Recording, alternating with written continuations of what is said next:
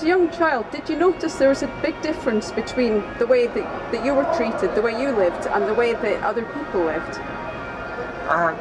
Considerably, especially as I got older. I mean, I guess the first time I, really sort of started to notice was, when I started going to school, and I was quite fortunate in hindsight that there wasn't any Scientology schools in the area. Otherwise, things would have been a lot worse for me. Certainly, the language we used at home and how I spent my time outside of school was, vastly different to the other children at school. And I suppose that's one of the big sort of keys is the sort of the language barrier, if you like. The occult jargon is quite divisive, and had quite clearly one way of speaking at home and another way of speaking, when I was around what we called at the time wogs. Excuse the expression, it's quite offensive. It's what Scientologists call people who are not in Scientology. Discipline was very, very strict and heavy. And sure, and I guess there are other people around, other children around who probably suffered abuse at home. However, the abuse I suffered was pretty much directly due to, my parents' beliefs. So, what does Scientology actually say about family life? Are there any particular policies that they use or practices that they use that you'd say were radically different from what would go on in a normal family? I mean, I guess the big one that most people know is, Ron Hubbard said that children are thetans in small bodies. So, translated, that means, children aren't children, they're just adults that aren't big yet. So, children are to be, treated like adults and, expect to, get on like adults as well. The obvious, the obvious thing that comes out of this is that, well, children don't really need to be educated all that much because, well, they're just small adults and they should already know everything. I mean, silly things like no one ever actually taught me how to tie my shoes.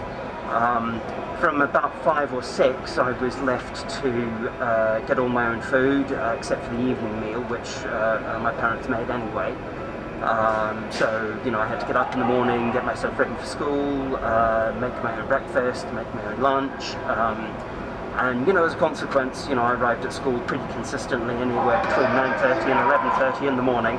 I very rarely had lunch, and I tended to have a fairly leisurely breakfast. I was left to bathe myself, look after myself, so, really I only ended up having a bath once a week or so, sometimes less. So, yeah, that's really the core of the philosophy, and, everything else springs from there. Now there are a lot of public Scientologists out there who, they don't belong to, belong to us, they're not staff members on an org, and they're not in the Sea Org, of course. So, I think a lot of Scientology children do, in the public life, have reasonably normal lives.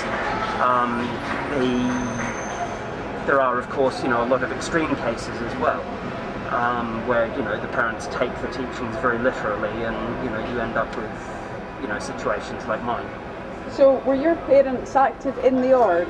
Yes, definitely. Yeah. They were on staff? Yeah, my parents were like class 5 auditors or whatever, whatever it all was. I've managed to forget a lot of the details in terms of the rankings and the trainings and all of that stuff. So yeah, my parents were both on staff, so essentially our entire life revolved around, doing Scientology stuff. And everything else was secondary. So how did your family manage? I've heard a lot of reports about staff members not getting paid very much and not having very much time for anything outside the org. Yep. Pretty much all staff members were working in the evenings and weekends just to support themselves. because the on-staff pay was pitiful. It was like $5 a week in those days, and you know, you couldn't do a lot with it.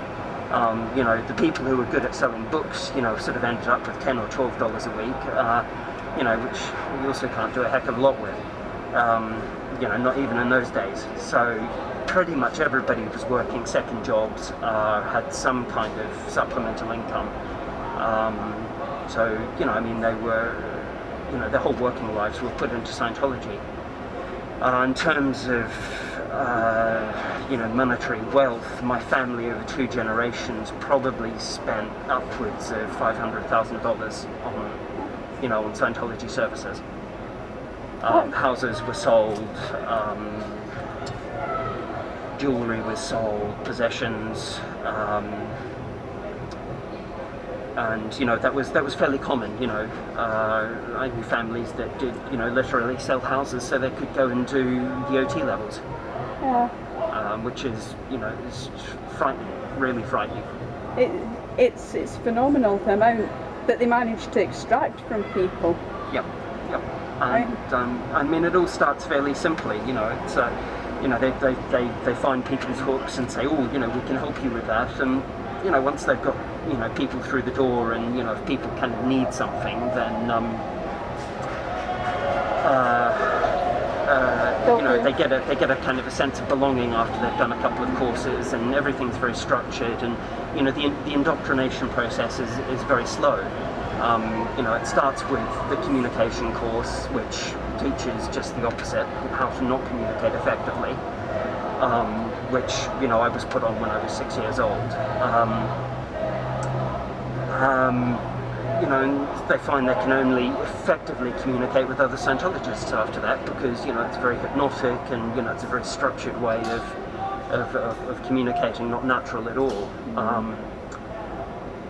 You know, as a child doing it at 6, I lost a lot of, I believe, a lot of natural learning and expression on you know, facial expressions, how to talk to people spontaneously, you know, just how to be normal, basically. So, yeah, and you know, the damage it can do to adults is considerable over a number of years. You know, we spend hundreds and hundreds of hours, you know, if not thousands of hours, you know, in these very intense hypnotic situations. It, you know, it does weird things to a person, and you know, they end up believing crazy shit.